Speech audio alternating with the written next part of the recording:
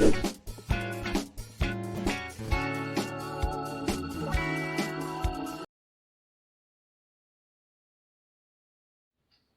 video kali ini akan mengapresiasi sebuah puisi yang mana menceritakan mengenai anak-anak. Nah, nantinya akan kita lihat bagaimana penggunaan gaya bahasa yang digunakan oleh penyair dalam puisi tersebut. Puisi yang akan diambil yaitu dua buah puisi yang berjudul Anak-anakmu bukan milikmu karya Khalil Gibran dan Sebuah kamar karya Chairil Anwar. Langsung saja kita masuk pada pembahasan. Nah, untuk puisi yang pertama akan dibahas yaitu berjudul Anak-anakmu bukan milikmu karya Khalil Gibran.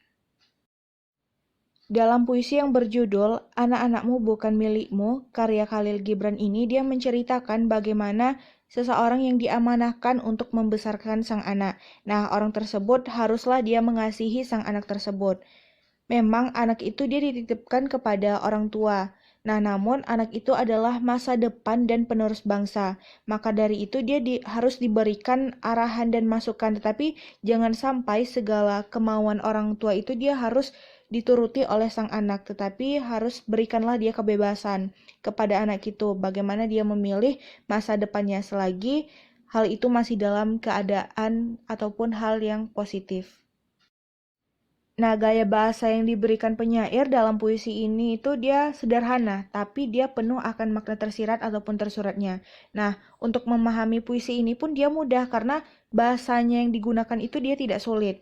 Sehingga walaupun begitu, puisi ini dia memberikan sentuhan kepada yang membacanya. Bisa dilihat pada kutipan berikut. Anakmu bukanlah milikmu, mereka adalah putra-putri sang hidup yang rindu akan dirinya sendiri. Mereka lahir lewat engkau, tetapi bukan dari engkau. Mereka ada padamu, tetapi bukanlah milikmu. Berikanlah mereka kasih sayangmu, namun jangan sodorkan pemikiranmu, sebab pada mereka ada alam pikiran tersendiri. Nah, dari kutipan tersebut tadi tuh, kita bisa melihat bahwasanya walaupun terlihat sederhana, tetapi penyair ini dia mampu memberikan penggunaan gaya bahasa yang baik. Bahkan dia mampu memberikan makna secara langsung ketika kita membaca puisi ini.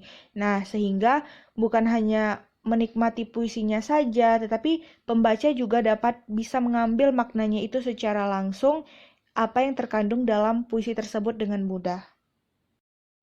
Jadi, untuk puisi yang berjudul Anak-anakmu bukan milikmu karya Khalil Gibran ini, penggunaan gaya bahasanya yang diciptakan oleh penyair itu adalah sederhana.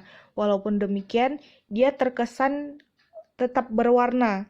Dan dengan penggunaan gaya bahasa yang seperti inilah yang dipadupadankan penyair, pembaca pun mampu memahami apa makna yang ingin disampaikan dalam puisi tersebut.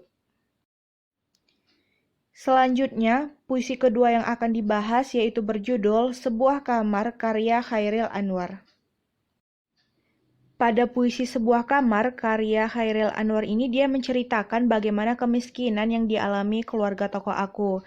Nah, kemiskinan ini yang mana jika kita lihat dari luar saja kamar tersebut, maka kita akan bisa lihat isi bagaimana dalam kamar tersebut. Nah, bahkan di dalam kamar itu saja dia diisi oleh 5 orang anak termasuk tokoh aku tersebut, tetapi itu belum termasuk oleh bapak dan ibu atau kedua orang tua dari anak-anak tersebut. Nah, hal ini melihat bagaimana kesengsaraan yang dialami oleh seorang anak dari apa yang dialami oleh keadaannya saat itu. Nah, hal ini pun yang membuat ibu dari tokoh aku ini menangis, sedangkan untuk ayah dari tokoh aku ini tidak bisa berbuat apa-apa. Nah, penggunaan gaya bahasa pada puisi ini pun menggunakan kata-kata yang puitis, namun jika kita ingin memaknai puisi ini, kita harus tahu nih apa arti kata yang ada dalam puisi ini, karena akan susah jika kita memaknai puisi ini, karena kata-katanya akan sedikit sulit untuk kita pahami ketika kita membacanya. Nah, walaupun demikian, penyair itu pandai memadupadankan bahasa yang tercipta pada puisi ini. Bisa kita lihat pada kutipan berikut. Sekeliling dunia bunuh diri.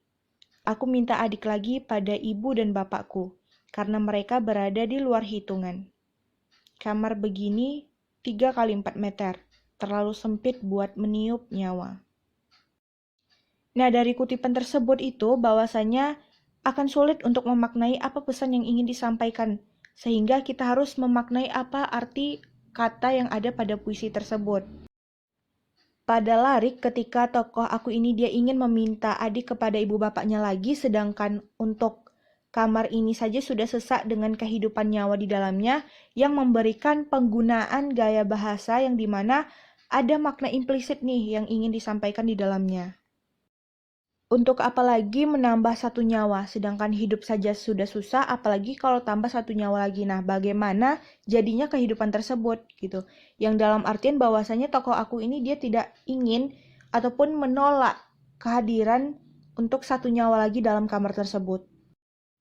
Jadi dapat kita simpulkan bahwasanya untuk puisi yang berjudul Sebuah Kamar karyanya Chairil Anwar ini, bahwa penggunaan gaya bahasa yang terdapat dalam puisi ini itu dia sulit untuk dipahami maknanya, dan untuk memahaminya itu kita harus mengerti dan apa arti dari setiap kata yang disajikan dalam puisi tersebut. Kita harus benar-benar tahu nih apa arti dari setiap kata yang dipadu-padankan oleh penyair. Nah, walaupun begitu, gaya bahasa yang digunakan itu menjadi puitis dan hidup pada puisi ini. Nah, sekian dulu teman-teman pembahasannya. Semoga bermanfaat dan menambah wawasan bagi kita semua. Terima kasih sudah menonton.